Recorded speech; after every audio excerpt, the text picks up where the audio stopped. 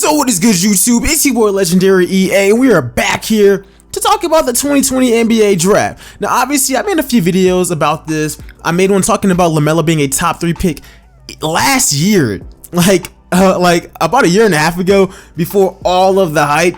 And I also made a way too early one a few weeks before the beginning of the season. But I think that since we're in January, a good portion of the college season has arrived, and I probably will be doing another one or maybe like 2 more right after March Madness and right before the NBA draft. But I did want to get one out right now because there are so many more risers and so many things have changed since my last one.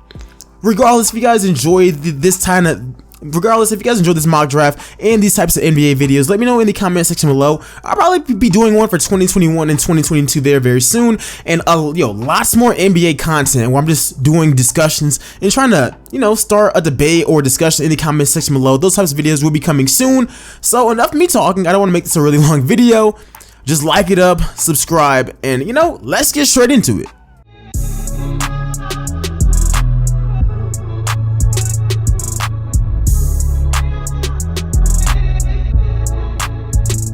Alright, so pretty much we're going off of what it would be based on January 24th, 2020.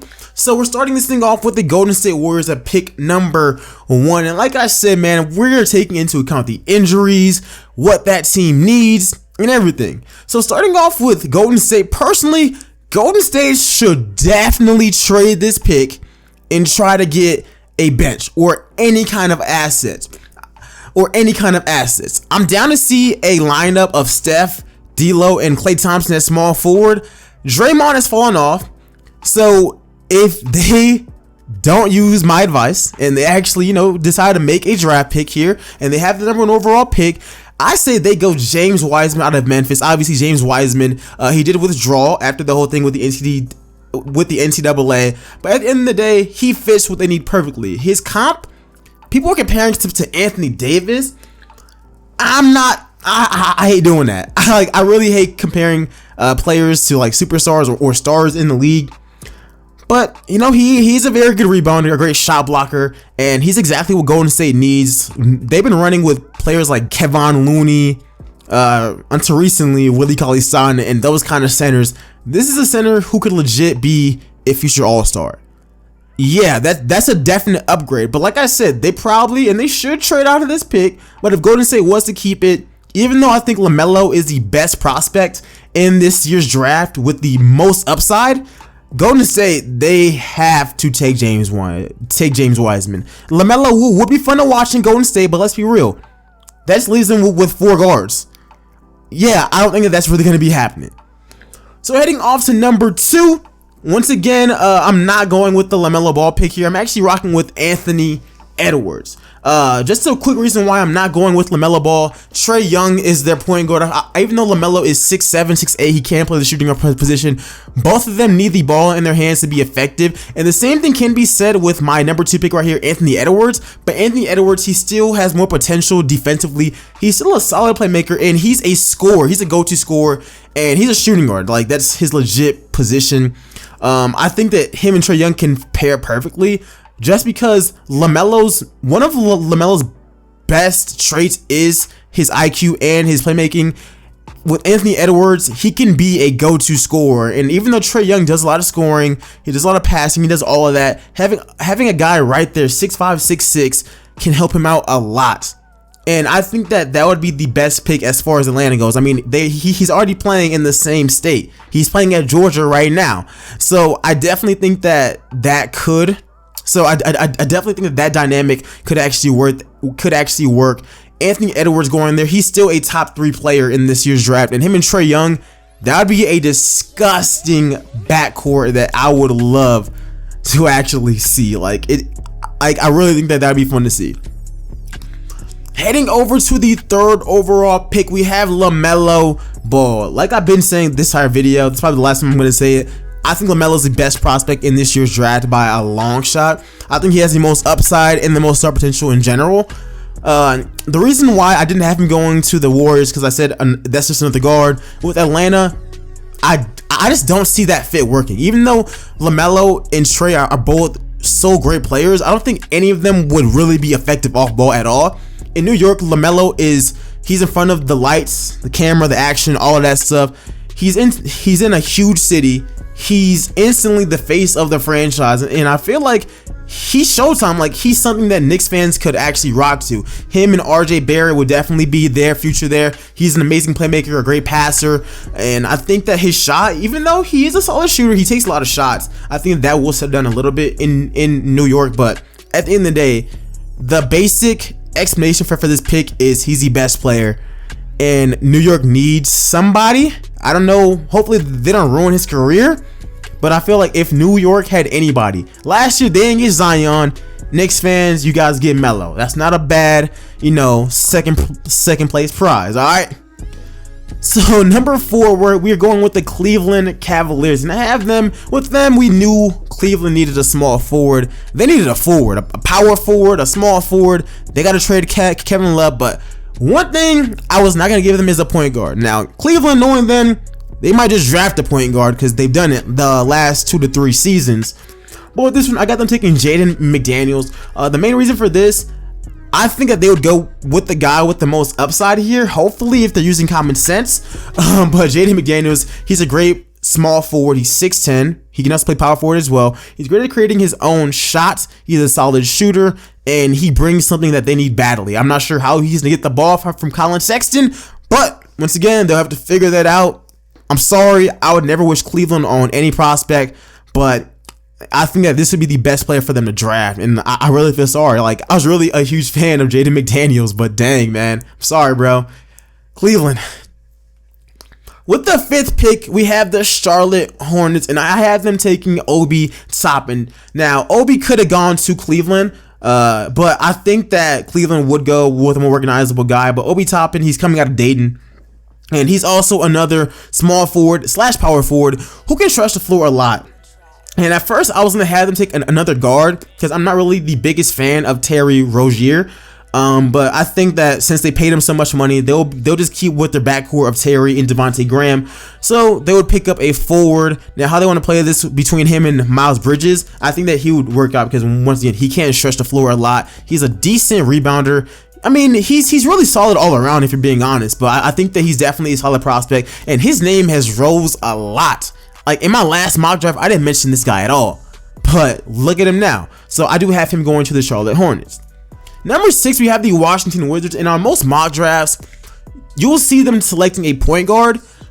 I don't necessarily see that happening. I'm not saying that that's a bad idea. That would actually be a great idea for them to actually do, but I don't see it happening. I think that they need a small forward. Rui Hachimura is playing power forward for them, so I see them going center or small forward. And for this, I have them taking Denny. I can't even say his last name. I knew I'm gonna butcher it. I literally just looked it up and had the pronunciations all correct and all right. But regardless, I do have them taking Denny. He's another great playmaker for them to have. John Wall is a solid passer. Brad Beal is pissed. They had in a small forward who can shoot, score, and pass the ball. He's a great playmaker as well. And I think if they make this pick, this team could, well, obviously with John Wall, they would easily be back in the playoffs as well. But even, I think Denny, I think he's going to have a solid NBA career. People are most likely sleeping on him the same way people were on Luka Doncic, and I was one of them. My eyes are open now. This dude can actually hoop, and I think that him in Washington would be a great fit. Would be a great fit with him, Brad Beal, and John Wall. It'd be very, very fun to see. Heading in at number 7, we have the Minnesota Timberwolves, and for this one, I have them taking the easy pick of Cole Anthony. They need a point guard badly. Cole Anthony is the best point guard available right now. I think as far as overall rankings, I probably have him a little bit higher. He's like my 5th ranked or 5th or 4th rated player in this year's draft. Regardless, Minnesota would finally be filling a void that they've needed for years on their team. So I'm not sure what Minnesota's future is going to entail, but a lineup of him with Karl Anthony Towns would be really, really fun to see. His jump shot isn't the best, but like I said, man, at this point, Minnesota needs a point guard. They need somebody with potential, and Cole Anthony can definitely become a star in the future. So why not pick him here? Heading in at number 8, we have the Sacramento Kings, and Sacramento is very easy for them. They paid Buddy Hield. They paid Harrison Barnes. They just took Marvin Bagley III. They have De'Aaron Fox. They're getting a center. Yeah, Vernon Carey is better than Rashawn Holmes, Dwayne Dedmon, Harry Giles, or whoever else they're playing there. So yeah, he's the best center available. It was between him and Onyeka Okongwu from USC, and I did go Vernon Carey here, but they're really interchangeable. I just think that Vernon Carey is slightly a better prospect, but that's who we're rocking with the Sacramento Kings. Number 8, we have the Chicago Bulls taking Killian Hayes. Now, Killian Hayes is a point guard and shooting guard, and I know they just took Kobe White. They got Zach LaVine. The one problem that is going to happen is that at this point in the draft, there's not a lot of great small forwards left for them to really take here. And I do think that Killian Hayes can be, he can be a great role player with this team and actually find some minutes. He's on all of his scouting reports, they have him as a great passer, and I do think that in the league, he could actually become a fairly decent three-point shooter as well. It's really just gonna take a lot of time and a lot of training on him, but I do feel like he would fit in with Chicago. I'm still not sure. Like, Chicago is one of those teams where I say having a lot of draft picks is not always that good, because having a draft pick is great if you can turn those draft picks into a player. Which is why the Bulls having a lineup where in the front court they have Carter, Laurie, then they have LaVine, then they got Kobe White, Otto Porter, all these young players. Like, it's gonna be hard to really guess who they draft, because all the players that are starting on their team all have a reasonable amount of potential on them. So I don't know what the Bulls' plan is, but at this point, they are kind of stuck in kind of a purgatory. Hopefully, they can figure it out, though. But for right now, I do have them taking Killian Hayes. Now, the same thing can be said for the New Orleans Pelicans. Almost all of their positions is locked in by some young player. I mean, at point guard, obviously, they got Lonzo Ball. I don't think that they're really ready to give up on him yet. Yeah, Jrue Holiday is getting up there, but Nickeil Alexander-Walker last year, was he a lottery pick? I'm pretty sure he was a lottery pick. Obviously, at small forward, BI is having a breakout season. Zion is their face. And at center, they got a few guys. I mean, Jackson Hayes is the guy, and I think that Jackson Hayes is going to be really, really good. So with this pick, I do have them taking RJ Hampton. Just to, maybe if they keep Jrue Holiday, he learns from Jrue Holiday and Lonzo Ball.